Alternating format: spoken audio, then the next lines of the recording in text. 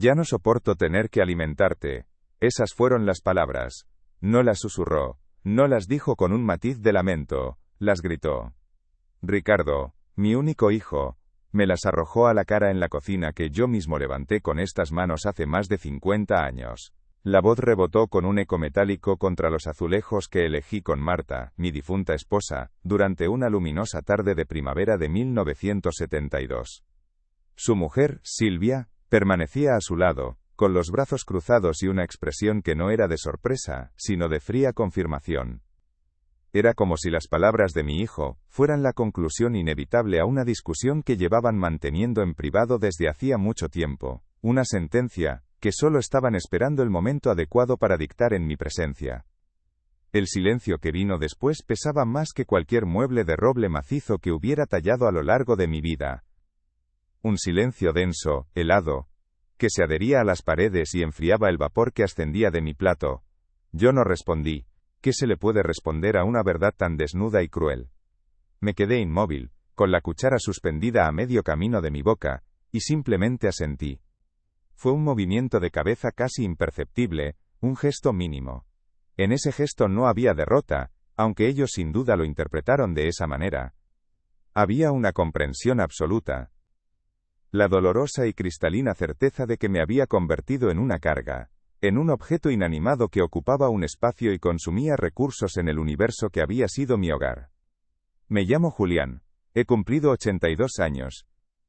Nací y he vivido siempre en este pequeño pueblo de Castilla, donde el sol agrieta la tierra en verano y el cierzo te corta la respiración en invierno. Fui ebanista. No un simple carpintero, sino un ebanista. Mi padre me transmitió el oficio, el profundo respeto por la madera, el secreto que habita en cada veta del nogal, del cerezo, del olivo. Me enseñó que para construir algo que perdure, no son suficientes los clavos y el martillo. Se necesita paciencia, se necesita memoria, y sobre todo, se necesita amor. Y con esos tres materiales invisibles pero indestructibles, yo construí mi vida entera, pieza por pieza, día tras día, con la esperanza de que resistiera el paso del tiempo. Conocí a Marta en la verbena del pueblo, su sonrisa parecía contener toda la luz dorada del mes de julio. Bailamos una jota, y en el torbellino de la música y el polvo del camino, supe que pasaría el resto de mi existencia intentando ser digno de esa luz. Le prometí una casa. No una casa cualquiera, sino un refugio. Nuestra casa, le dije con la solemnidad de un juramento, tendrá un porche para ver llover en las tardes de tormenta y un jardín para que plantes tus rosales. Ahorré céntimo a céntimo durante 5 largos años, trabajando de sol a sol. Compré este terreno en las afueras, donde entonces solo había campo y silencio, y cada fin de semana, cada hora libre, la dediqué a levantar estas paredes. Puse cada ladrillo con mis propias manos, sintiendo la rugosidad del mortero en mis dedos. Tallé cada una de las vigas del techo, eligiendo la madera más fuerte y noble. Fabriqué cada puerta, lijándola hasta que su superficie fuera suave como la piel. Aún puedo recordar el olor del cemento fresco mezclándose con el sudor de mi frente bajo el sol implacable. Recuerdo a Marta trayéndome un botijo de agua fresca, sentándose a mi lado sobre un montón de sacos de arpillera, mientras planeábamos con la mirada dónde iría cada mueble, cada recuerdo, cada pedazo de nuestro futuro. La casa no se construyó con ladrillos, sino con sueños compartidos, con la argamasa de nuestras esperanzas y nuestro esfuerzo mutuo. Cuando Ricardo nació, la casa se llenó de una nueva clase de vida, un sonido que lo inundó todo. Sus risas infantiles, sus llantos nocturnos, sus primeros pasos vacilantes sobre el parqué que yo mismo había pulido, hasta sacarle un brillo de espejo. Sacrifiqué mucho por él, más de lo que nunca sabrá. Vendí un juego de sillas de nogal, que eran mi obra maestra, mi orgullo como artesano, para poder pagar sus estudios universitarios en la ciudad. Marta y yo jamás nos fuimos de vacaciones más allá de la provincia, porque cada céntimo que ahorrábamos estaba destinado a su porvenir. Quiero que tenga las oportunidades que nosotros no tuvimos, Julián, me decía ella con una convicción inquebrantable. Y yo siempre asentía, porque su futuro era el nuestro. Pero Marta se marchó hace 5 años. Un cáncer silencioso se la llevó despacio, como una vela que se consume sin hacer ruido hasta que solo queda la oscuridad. Antes de morir, en la quietud de nuestra habitación, me apretó la mano, esa mano que ya era un mapa de arrugas y venas hinchadas, y me dijo con un hilo de voz: «Esta casa es tuya, Julián. Es el refugio de tu dignidad. No dejes que nadie te la arrebate jamás». Yo se lo prometí, con un nudo en la garganta, sintiendo el peso de sus últimas palabras como el legado más sagrado que me dejaba. Una promesa que, en ese momento, no comprendí del todo hasta qué punto tendría que defender. Poco después de su partida, Ricardo y Silvia me plantearon la idea de venirse a vivir conmigo. «¿No queremos que estés solo, papá?», dijo él, con un tono que en aquel momento me pareció sincero, cargado de amor filial y preocupación. Acepté, pensando que la casa volvería a llenarse de vida. Pero ahora, con la amarga perspectiva que solo otorga el dolor, entiendo que su propuesta no nacía del afecto, sino del más puro pragmatismo. Vendieron su pequeño piso en la ciudad, se instalaron aquí, y de forma gradual, casi imperceptible al principio, la casa que era mi refugio dejó de ser mía. Se convirtieron en los dueños de mi espacio, y yo en un mero inquilino. Al principio, los cambios fueron sutiles, pequeñas usurpaciones que yo toleraba en silencio. Silvia cambió las cortinas que Marta había cosido a mano con tanta paciencia. Luego, el sofá donde Marta y yo vimos crecer a nuestro hijo, testigo de tantas tardes de cine y siestas, fue reemplazado por uno de diseño moderno, incómodo y frío. Los retratos de nuestra familia, las fotografías de nuestra boda, de los bautizos, fueron desapareciendo de las paredes, sustituidos por cuadros abstractos sin alma, sin historia. Cada cambio era como si borraran una página del libro de mi vida, arrancándola sin piedad, ni consideración por los recuerdos que contenía. Mi hogar se estaba convirtiendo en un lugar extraño. Yo no decía nada. Me refugiaba en mi pequeño taller del fondo del jardín, el único rincón que seguía siendo mío, un santuario de olores a barniz y madera vieja, pero sentía cómo mi presencia se volvía cada vez más incómoda para ellos. Empezaron a hablar en voz baja cuando yo entraba en una habitación, interrumpiendo sus conversaciones como si yo fuera un extraño. Dejaron de incluirme en sus planes de fin de semana. Me convertí en el abuelo, una figura decorativa y molesta, un mueble antiguo que ya no encajaba con la nueva decoración. Mi existencia se redujo a la de un fantasma en mi propia casa, un espectro de un tiempo pasado que ellos deseaban olvidar. Cenaba solo casi todas las noches. Ellos siempre tenían compromisos sociales, o simplemente pedían comida a domicilio que a mí me sentaba mal, platos exóticos que mi estómago ya no toleraba. Me acostumbré a la soledad de la mesa de la cocina, al silencio roto únicamente por el tic-tac del reloj. Y esta noche, por el simple y humilde gesto de pedir un poco más de pan para mojar en la sopa, la paciencia de mi hijo se quebró por completo. Fue esa pequeña petición, ese acto de necesidad básica, lo que hizo estallar la bomba de resentimiento que llevaba tiempo acumulando en su interior, revelando la verdadera naturaleza de sus sentimientos hacia mí. La frase quedó suspendida en el aire, vibrando con una crueldad que lo impregnó todo. Ricardo se levantó bruscamente de la mesa y se marchó al salón, sin una sola mirada de arrepentimiento. Silvia, su cómplice silenciosa, recogió su plato y el de su marido, dejando el mío sobre la mesa, con la sopa a medio comer, como una prueba del delito. Me quedé solo en la cocina, bajo la luz blanca y fría de la nueva lámpara de LED que habían instalado. Miré mis manos, posadas sobre el mantel. Las manos de un ebanista, unas manos que habían construido un hogar para dar de comer a su familia. Sentí como algo dentro de mí, una viga maestra que había soportado el peso de 82 años de vida, empezaba a crujir de forma alarmante. La estructura de mi alma se tambaleó bajo el peso de esas palabras. Pero no se rompió. Al contrario, después del crujido inicial, se asentó con una solidez nueva y extraña. Se preparó en silencio para lo que tenía que hacer. Sin gritos, sin reproches. Con la misma paciencia infinita, con la que una vez transformé un tronco de madera en bruto en un mueble que duraría toda una vida.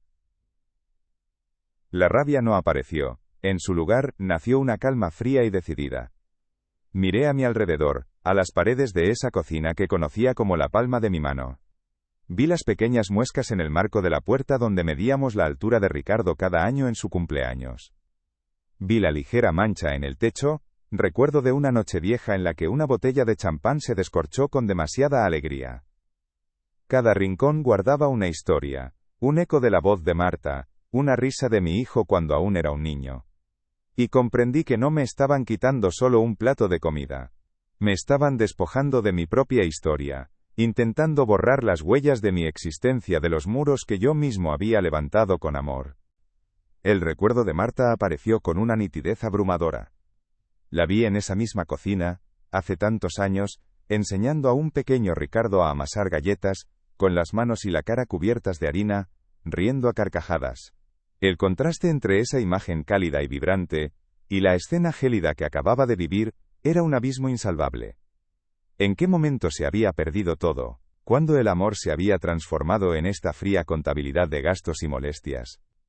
La ausencia de mi esposa nunca había sido tan dolorosa, tan palpable como en ese preciso instante de soledad absoluta rodeado de los fantasmas de lo que un día fuimos. Pensé en mi hijo. No en el hombre que me había gritado, sino en el niño que llevaba en brazos, en el joven al que aconsejé sobre su primer amor, en el hombre al que abracé el día de su boda. ¿Dónde estaba él? ¿Se había perdido para siempre dentro de ese extraño lleno de resentimiento? No sentía odio hacia él, sino una profunda y desoladora tristeza, la misma que siente un artesano al ver que su obra más preciada, aquella en la que invirtió todo su talento y su corazón, se ha agrietado y deformado con el tiempo hasta volverse irreconocible. La decepción era un peso sordo y constante en el centro de mi pecho. Esa noche no fui a mi cuarto. Me quedé sentado en la vieja mecedora del porche, la que construí para Marta cuando nació Ricardo, para que pudiera acunarlo mientras cantaban nanas.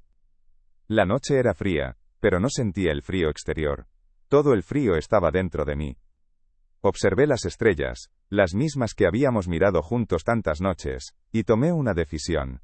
No sería una decisión tomada desde el rencor ni desde la venganza. Sería un acto de supervivencia, un último trabajo de ebanistería. Iba a restaurar mi propia dignidad, pieza por pieza, aunque para ello tuviera que desmontar por completo el hogar que había construido. La casa estaba en silencio. Un silencio que ya no era pesado, sino expectante. Escuché el leve crujido de la madera del porche, una madera que yo había elegido, cortado y tratado. Conocía su lenguaje. Me estaba recordando quién era yo. No era una carga. No era un viejo inútil. Era Julián, el ebanista. Un hombre que sabía que, a veces, para salvar una estructura, primero hay que derribar los muros que la aprisionan. Y los muros que me aprisionaban, no estaban hechos de ladrillo, sino de desprecio. La calma se instaló en mi corazón. Sabía exactamente lo que tenía que hacer. El amanecer me encontraría listo.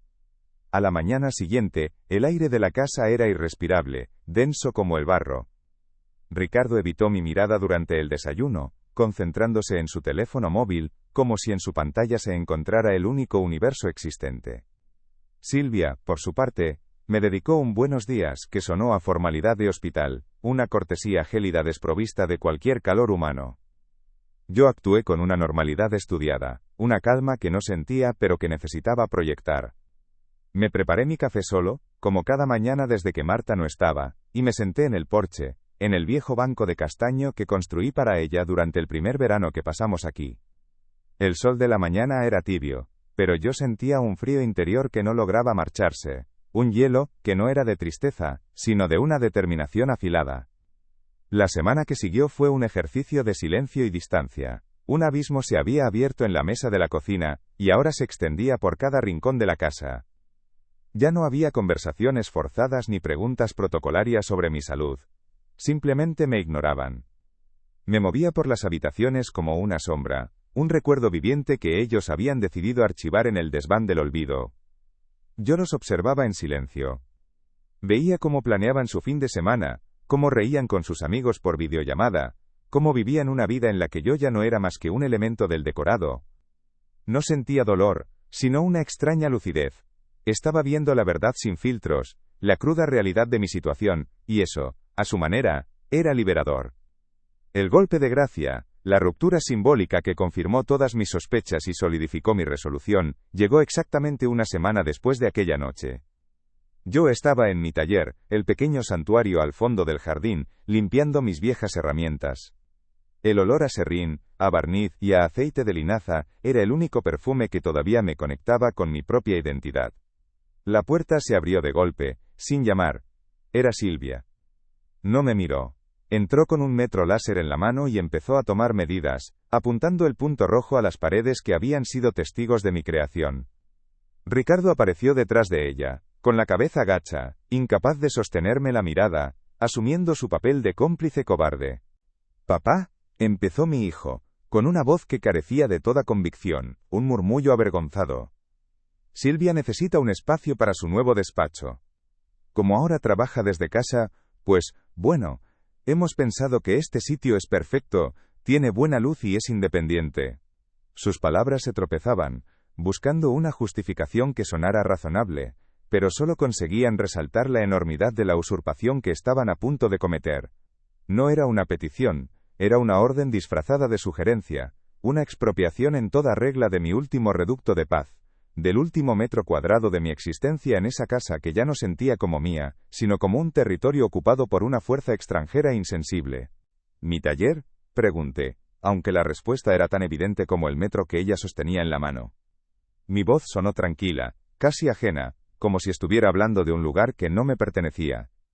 Silvia, al escuchar mi pregunta, dejó de medir y se giró hacia mí. «Ya no lo usas, Julián», intervino ella, con un tono que pretendía ser amable y práctico, pero que era afilado como una cuchilla de ebanista. «Solo acumulas polvo y trastos viejos que no sirven para nada. Lo vamos a modernizar por completo. Pondremos un suelo laminado, buena iluminación, una mesa de diseño. Quedará genial, ya verás». Hablaba de mi santuario como si fuera un trastero abandonado, un espacio muerto que ella iba a resucitar.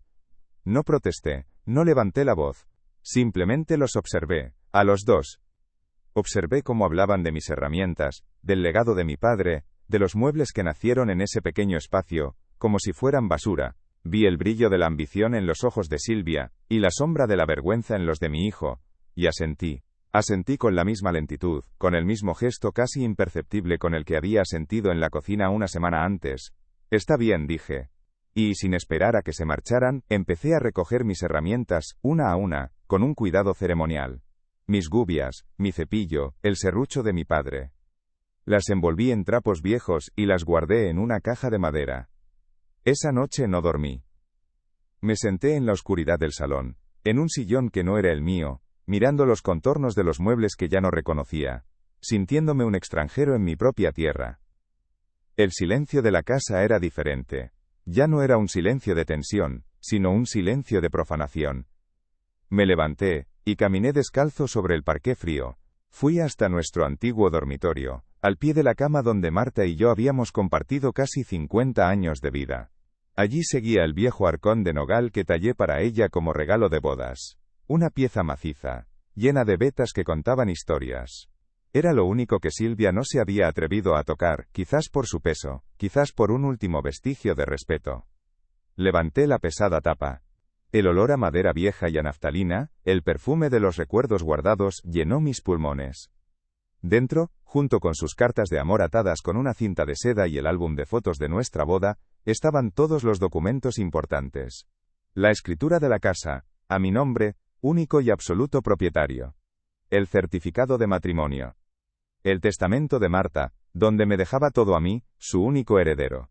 Y debajo de todo, un sobre amarillento. Una pequeña carta, escrita con su letra temblorosa en los últimos días de su vida, cuando la fuerza apenas le alcanzaba para sostener el bolígrafo. Nunca antes la había leído. La saqué del sobre y la abrí bajo el pálido haz de luz de la luna que se colaba por la ventana. «Julián, amor mío», leí. Su caligrafía era frágil, pero las palabras eran sólidas como la piedra. «El cuerpo me falla, pero la memoria no. Y quiero que tú tampoco olvides nunca quién eres. Eres un constructor. Un hombre que crea hogares con sus manos, no un inquilino en su propia vida. Tu dignidad es la última herramienta que te queda, la más valiosa. No dejes que nadie permita que se oxide, prométemelo». Las lágrimas que no había derramado en la cocina, ni en el taller, brotaron entonces sin control. No eran lágrimas de autocompasión, sino de una lucidez cegadora.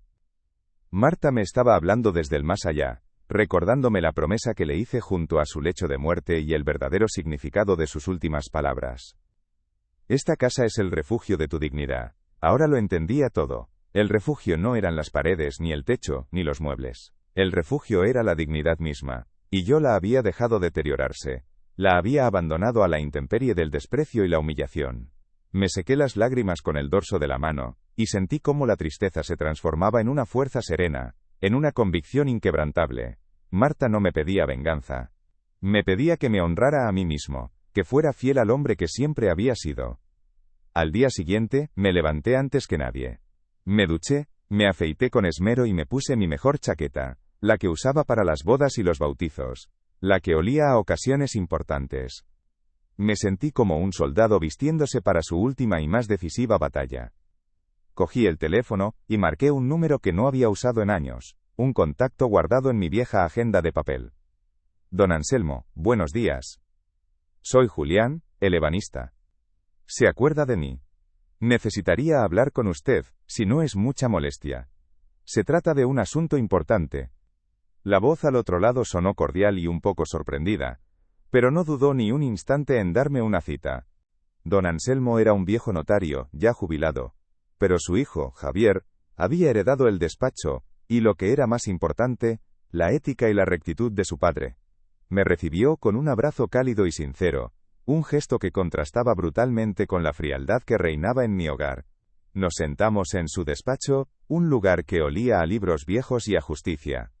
Le conté todo, sin adornos, sin dramatismo, con la precisión de un artesano que describe los defectos de una pieza de madera.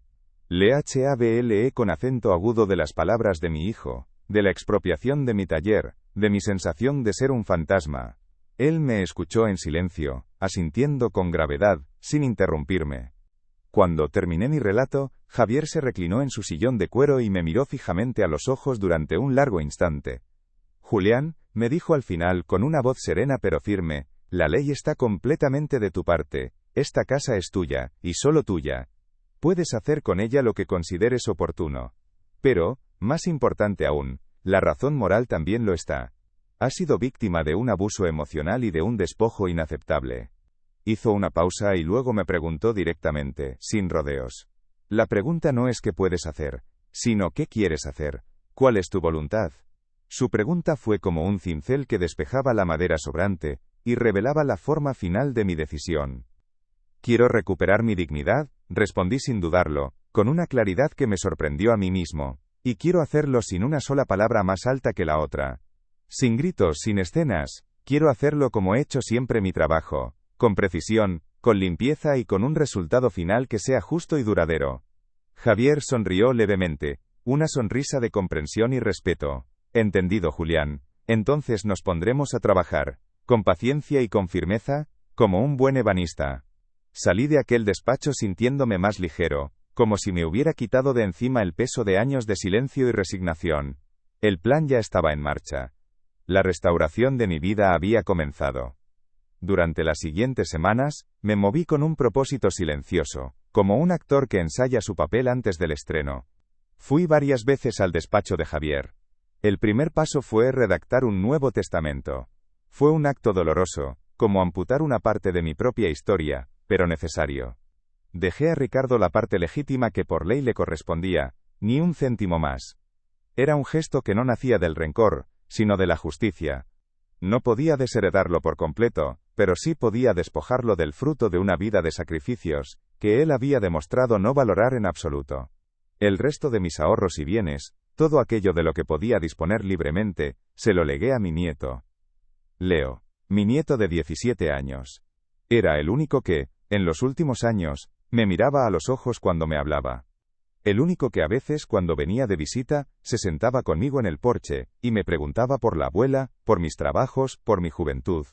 No eran conversaciones largas ni profundas, pero estaban llenas de una curiosidad genuina y de un afecto sincero que ya no encontraba en su padre. En sus ojos veía la semilla de la bondad de Marta, una luz de empatía que en Ricardo se había extinguido por completo. Dejarle mi legado a él no era un castigo para mi hijo, sino un acto de esperanza en el futuro. Si estas historias de resiliencia, donde la memoria y la dignidad se convierten en el motor de un cambio silencioso pero imparable, también resuenan contigo, te invito a formar parte de nuestra comunidad. Cada vida es un legado, y cada decisión valiente merece ser contada y escuchada. Suscríbete para que ninguna de estas crónicas de fortaleza se pierda en el olvido, y para que juntos sigamos aprendiendo del valor que reside en la experiencia de nuestros mayores. Tu apoyo nos permite seguir dando voz a quienes, como yo, decidieron que el silencio ya no era una opción. Pero el paso más importante, el que lo cambiaría todo, fue otro. Siguiendo el consejo de Javier, contacté con una agencia inmobiliaria del pueblo, una de las de toda la vida. Un martes por la mañana, mientras Ricardo y Silvia estaban en el supermercado haciendo su compra semanal, un hombre de aspecto amable y profesional vino a la casa. Le enseñé cada rincón, le hable, con acento agudo de la calidad de las maderas, de la solidez de los muros. Él asentía, impresionado. Y antes de marcharse hizo algo que selló el destino de aquella casa. Plantó un cartel en el jardín, justo al lado del rosal de Marta, que se estaba secando por la falta de cuidados. El cartel era grande, con letras rojas y blancas que parecían gritar al sol de la mañana. Era imposible no verlo. Y contenía dos palabras que juntas formaban la declaración de independencia más poderosa que yo podría haber imaginado. Dos palabras que iban a demoler los cimientos del falso mundo que mi hijo y su mujer habían construido sobre mi silencio y mi paciencia. Dos palabras que lo cambiaron todo de forma irreversible y definitiva, marcando el punto de no retorno en mi camino hacia la recuperación de mi propia vida. Se vende. Me quedé mirándolo desde el porche, sintiendo una calma absoluta. La maquinaria de la justicia ya estaba en marcha. Cuando Ricardo y Silvia volvieron, su coche frenó en seco en la entrada del camino. Lo escuché desde el porche, donde los estaba esperando, sentado en el banco de mi mujer. Ricardo salió del vehículo con el rostro pálido como el papel, con una expresión de incredulidad total. Miró el cartel, luego me miró a mí, y de nuevo al cartel, como si su cerebro no pudiera procesar la información. Silvia bajó después, y su reacción fue instantánea, una explosión de furia contenida. Dejó caer las bolsas de la compra al suelo, esparciendo naranjas por la grava del sendero, y caminó hacia mí con pasos rápidos y agresivos. ¿Qué es esto?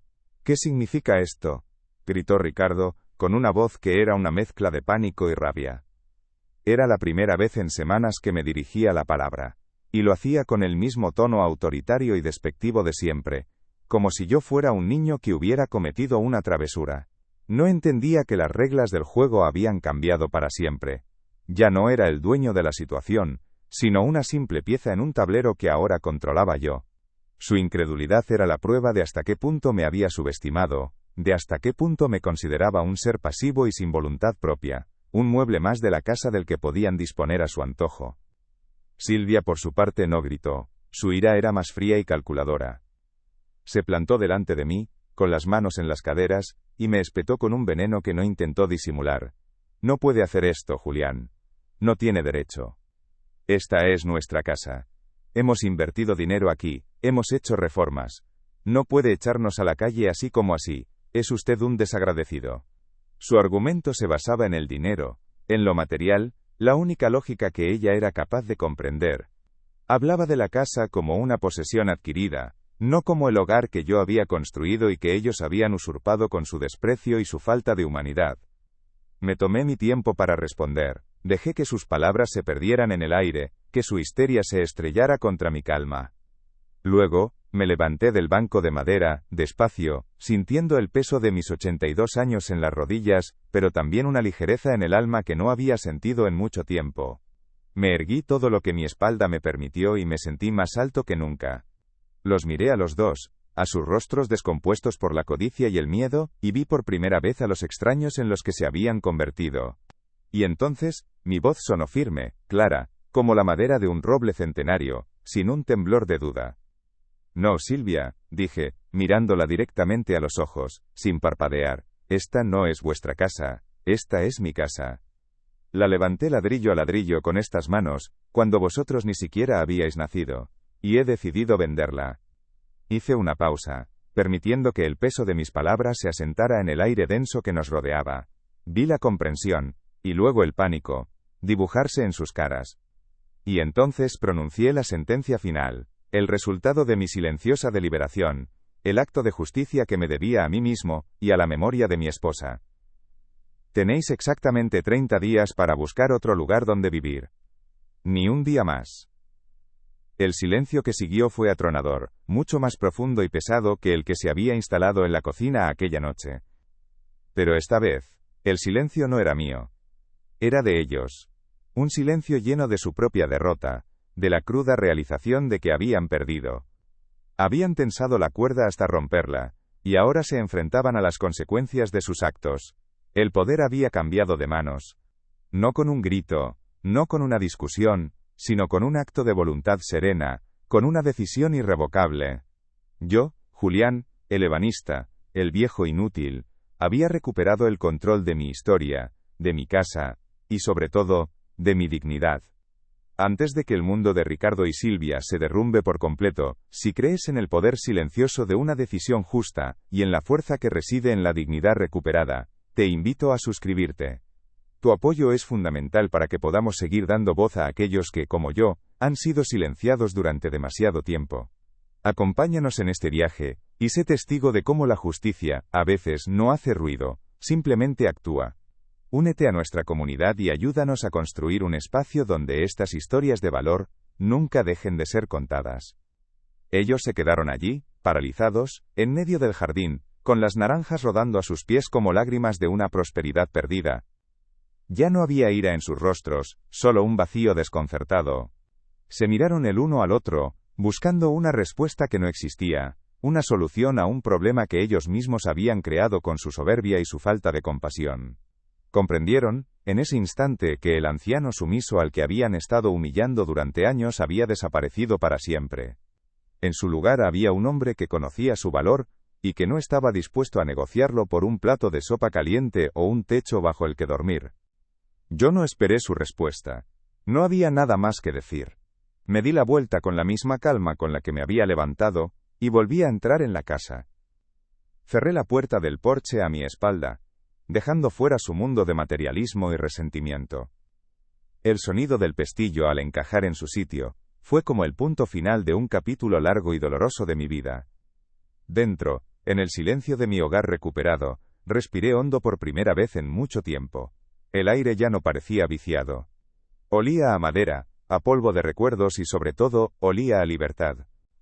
Me senté en el viejo sillón de Marta, el único mueble original que quedaba en el salón, y acaricié el terciopelo gastado de los reposabrazos. Pensé en ella, en su carta, en su última petición. Sentí que, por fin, estaba cumpliendo mi promesa. No estaba defendiendo unas paredes, estaba defendiendo el legado de una vida construida con amor, esfuerzo y respeto mutuo, y al hacerlo, me estaba defendiendo a mí mismo. La batalla no había terminado, quedaban 30 días de una convivencia que imaginaba difícil, pero la guerra por mi alma, la había ganado en ese preciso instante, con unas pocas palabras serenas y un cartel en el jardín. El sol de la tarde entraba por la ventana, dibujando largas sombras en el suelo de parqué. Observé las motas de polvo que bailaban en el haz de luz, cada una un pequeño universo, cada una siguiendo su propio camino. Me sentí como una de ellas, liberado de la gravedad del desprecio, flotando en un nuevo espacio de posibilidades. A mis 82 años, la vida me estaba dando la oportunidad de empezar de nuevo, de construir un último refugio. Un refugio más pequeño quizás, pero uno donde las paredes estuvieran levantadas sobre los cimientos sólidos del autorrespeto. Y esa era una obra que estaba deseando empezar. La tarde cayó lentamente sobre el pueblo. Escuché el coche de mi hijo arrancar y marcharse, probablemente a casa de algún amigo para lamentar su desgracia y planear su siguiente movimiento. Silvia permaneció en la casa, encerrada en su habitación, rumiando su derrota en silencio. Yo me preparé una cena sencilla, una tortilla y una ensalada. Comí en la mesa de la cocina, en el mismo sitio donde había sido humillado. Pero esta noche, la comida me supo a gloria.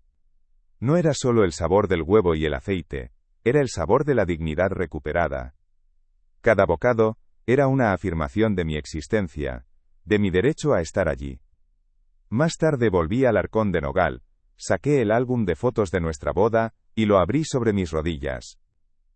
Pasé las páginas lentamente, contemplando nuestros rostros jóvenes, llenos de sueños y promesas. Vi a Marta con su vestido blanco, sonriendo con esa luz que nunca se apagó del todo. Y me vi a mí, un joven ebanista, que le había prometido un hogar, Había cumplido mi promesa. Le había dado un hogar, habíamos criado un hijo, habíamos vivido una vida plena. Y ahora, cuando ese hogar amenazaba con convertirse en mi prisión, había encontrado la fuerza para abrir la puerta y salir al mundo de nuevo. Cerré el álbum y lo volví a guardar con cuidado en el arcón. No sentía rencor hacia mi hijo. El rencor es una carcoma que devora la madera del alma desde dentro, y yo no iba a permitir que eso me destruyera. Sentía una tristeza profunda, una pena inmensa por el hombre en el que se había convertido, por todo el amor que habíamos invertido en él, y que se había secado como el rosal de su madre en el jardín. Pero su camino ya no era el mío. Yo tenía que seguir construyendo, era lo único que sabía hacer. Y mi próxima creación sería mi propia paz, tallada con paciencia en los últimos años de mi vida. Los siguientes 30 días transcurrieron en una especie de purgatorio doméstico, un tiempo suspendido, en el que la casa se convirtió en un campo de batalla mudo. Ricardo y Silvia se movían a mi alrededor, como espectros furiosos, sus gestos cargados de una ira impotente que ya no se atrevían a verbalizar. Cada caja que cerraban con un golpe seco, cada puerta que se cerraba con más fuerza de la necesaria, era un reproche silencioso. En sus miradas de reojo veía la misma pregunta repetida hasta el infinito. ¿Cómo te atreves? Pero la pregunta moría en sus labios, porque en el fondo de su codicia sabían que habían sido ellos quienes me habían empujado a este punto sin retorno. Yo, por mi parte, los observaba con una calma distante, como un espectador en la última función de una obra de teatro que ya conocía de memoria. Mientras ellos desmantelaban con resentimiento el nido que habían usurpado, yo preparaba mi propia partida con una serenidad casi ceremonial. Empaqueté muy poco, porque descubrí que un hombre de 82 años necesita muy pocas cosas para vivir, pero esas pocas cosas deben tener alma. Guardé mi ropa, unos cuantos libros, las herramientas que había rescatado de las garras de la modernización forzosa y, por supuesto, el arcón de nogal de Marta, que contenía nuestra vida entera. Encontré un pequeño apartamento en alquiler al otro lado del pueblo, cerca del parque. Era luminoso, con una terraza donde imaginé que podría poner un par de macetas. Era infinitamente más pequeño que la casa, pero sentí que en él cabría toda la paz que en la otra ya no existía. El día de la mudanza, un pequeño camión aparcó frente al que había sido mi hogar durante más de medio siglo. El nuevo propietario, un joven médico con una familia que empezaba a crecer, ya había firmado todos los papeles. La casa volvería a ser un refugio, pero para otros sueños. Mi nieto Leo apareció, sin que yo se lo pidiera, para ayudarme. No hizo preguntas, no juzgó. Simplemente estuvo allí, y su presencia silenciosa fue el mayor consuelo. Con sus 17 años, poseía la empatía sabia de su abuela. Cuando cargamos el pesado arcón, jadeó con acento agudo por el esfuerzo. «Pesa mucho, abuelo», dijo. «Está lleno de recuerdos, hijo», le respondí. «Y los recuerdos siempre pesan mucho más que la madera». Una vez que el camión estuvo cargado, volví a entrar en la casa por última vez. Estaba vacía, desnuda, y el eco de mis pasos sobre el parqué era el único sonido que rompía el silencio. Recorrí cada habitación, despidiéndome no de las paredes, sino de los fantasmas que habitaban en ellas. El dormitorio donde Marta y yo habíamos compartido el sueño y la vigilia durante casi 50 años. La cocina donde sus crueles palabras me habían roto y, paradójicamente, me habían salvado. Fui hasta el fondo del jardín, a lo que había sido mi taller. Ahora era una habitación aséptica, con un suelo laminado brillante y unas paredes de un blanco impersonal. En una de ellas, habían dejado un clavo. De mi bolsillo saqué mi viejo delantal de trabajo, el de cuero, y lo colgué allí. Fue mi firma silenciosa. Caminé hacia la puerta principal. Ricardo y Silvia estaban en el porche, junto a una montaña de maletas, esperando un taxi que los llevara a su nueva vida. No cruzamos una sola mirada. El abismo que nos separaba era ya demasiado ancho para cualquier puente. Sin decir palabra, metí la llave en la cerradura por última vez. El sonido del cerrojo al girar fue el punto final más rotundo que jamás había escuchado. Cerré la puerta de la casa que yo mismo había construido, pero no sentí ni una pizca de pena. Lo que sentí fue una inmensa, abrumadora y serena liberación. Guardé la llave en mi bolsillo. No pensaba dársela a ellos. Era el último vestigio de mi propiedad, y me pertenecía solo a mí.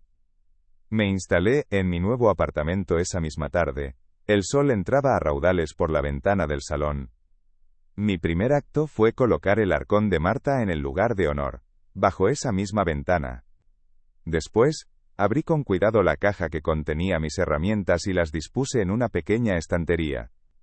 El olor familiar a madera noble, a barniz y aceite de linaza, impregnó rápidamente el aire, expulsando el olor a pintura nueva, y convirtiendo aquellas 4 paredes en un hogar. Por primera vez en 5 largos años, desde que Marta se había marchado, sentí que estaba exactamente donde tenía que estar. Respiré hondo y el aire por fin llenó mis pulmones sin pesar. Leo viene a verme cada fin de semana sin falta. Trae el pan recién hecho de la panadería del barrio y un periódico, y nos sentamos a charlar en la pequeña terraza. Le estoy enseñando a usar el formón y la gubia, a distinguir la veta del pino del roble, a escuchar lo que la madera tiene que decir antes de empezar a trabajarla. Le he contado la historia del arcón de su abuela, y él escucha con una atención y un respeto que creía extinguidos en su generación. En sus ojos veo la continuidad, la prueba de que el amor y los valores, como las buenas maderas, pueden resistir el paso del tiempo si se cuidan con esmero. A veces, desde mi terraza, observo los tejados del pueblo extendiéndose a mis pies. No busco la silueta de mi antigua casa, ya no siento la necesidad de hacerlo. He llegado a comprender que una casa no es más que un caparazón, un conjunto de ladrillos y vigas, que nos protege de la intemperie. Lo que de verdad importa es lo que contiene. Y cuando el amor, el respeto y la gratitud se marchan por la puerta, el hogar se vacía de significado y se convierte, sin remedio, en una tumba hermosa pero fría. Yo he preferido un refugio más humilde pero lleno de vida, de luz, y de la calidez de mi propia dignidad. Mi hijo me gritó que ya no soportaba tener que alimentarme. Y hoy, en la serenidad de mi nueva vida, puedo decir que, en cierto modo, le estoy profundamente agradecido. Sus palabras fueron la medicina más amarga que he probado jamás, pero resultaron ser el único remedio que podía curarme. Me obligaron a despertar de mi letargo, a salir de mi resignación. Me forzaron a recordar una verdad fundamental que había olvidado, que un hombre no se alimenta solamente de pan y de sopa. Un hombre, para vivir de verdad, se alimenta sobre todo de dignidad, de respeto, de memoria. Y yo había permitido, por un amor mal entendido, que me mataran de hambre lentamente. No sé qué ha sido de Ricardo y Silvia, y he decidido que no quiero saberlo. Imagino que vivirán en algún piso de alquiler impersonal, lamentando no la pérdida de un padre, sino la pérdida de una herencia material que ya daban por suya. Supongo que seguirán culpándome de su infortunio, incapaces de ver que han quedado atrapados en el profundo vacío que ellos mismos crearon con su egoísmo y su falta de compasión. Su castigo no es la pobreza material, sino la pobreza de espíritu, una condena mucho más dura, y de la que es mucho más difícil escapar. Han perdido mucho más que una casa. Se han perdido a sí mismos en el camino. Yo en cambio he encontrado la paz en este pequeño y luminoso rincón del mundo. A mis 82 años he vuelto a ser un constructor, un ebanista. Cada mañana después de mi paseo, me siento junto a la ventana con mis viejas herramientas, esas que son una extensión de mis propias manos, y tallo pequeños pájaros de madera de olivo. El trabajo es minucioso, requiere paciencia y pulso firme. Cada vez que termino uno, siento que estoy dando forma no solo a un trozo de madera, sino a mi propia serenidad. Cada viruta que cae al suelo es un mal recuerdo que se desprende de mi alma, dejándola más limpia, más ligera, más pulida. No vendo estos pájaros. No los tallo por dinero. Cuando tengo unos cuantos, bajo al parque que hay frente a mi casa, y se los regalo a los niños que juegan junto a la fuente. Me fascina ver sus caras de sorpresa y alegría al recibir un objeto tan simple, tan anacrónico en su mundo de pantallas y plástico. Este pequeño gesto de generosidad me ha enseñado la lección más importante que la madera me ha transmitido en toda una vida de oficio. Que la verdadera riqueza de un hombre no reside en lo que acumula o posee, sino en lo que es capaz de construir y entregar a los demás con sus propias manos y con todo su corazón. He aprendido que lo más valioso que construí a lo largo de mi vida no fue aquella casa de muros sólidos y tejado a 2 aguas. La obra más importante, la más compleja y la que más esfuerzo me ha exigido, ha sido la construcción de mí mismo. Ha sido un trabajo de toda una vida, con sus grietas, sus nudos y sus imperfecciones, pero al final, la estructura ha resistido. He tenido que desmontar parte de mi vida para salvar los cimientos, pero ahora sé que la obra es sólida, que es honesta, que es digna. Una casa se puede vender, se puede perder, pero el hogar que uno construye dentro de sí mismo es inexpugnable. Miro a mi alrededor, en este pequeño apartamento lleno de luz, con el olor a madera de olivo flotando en el aire, y sonrío. Ya no soy un fantasma en mi propia historia, sino el artesano que ha tomado las riendas de su último y más importante encargo. La casa que levanté con mis manos para mi familia ya no existe para mí, es el recuerdo de otra vida, de otro hombre. Pero yo, Julián, el ebanista, después de un largo y doloroso exilio, puedo decir con total certeza que, por fin, he vuelto a mi verdadero hogar. Y este hogar, el de mi paz interior, nadie podrá arrebatármelo nunca. En este nuevo comienzo, no miro hacia atrás con amargura, sino hacia adelante con una serena expectación. Pienso en la primavera que se acerca, en las macetas que llenaré de geranios en la terraza, en el sol que calentará mis viejas manos, mientras doy forma a un nuevo pájaro de madera. La vida, a mi edad, se ha reducido a los placeres más simples, y por ello, más profundos. El olor del café por la mañana, una conversación tranquila con mi nieto, el tacto suave de la madera pulida. He descubierto que la autonomía no es vivir solo, sino vivir en paz con uno mismo, y esa paz es el mueble más valioso que he fabricado en toda mi existencia.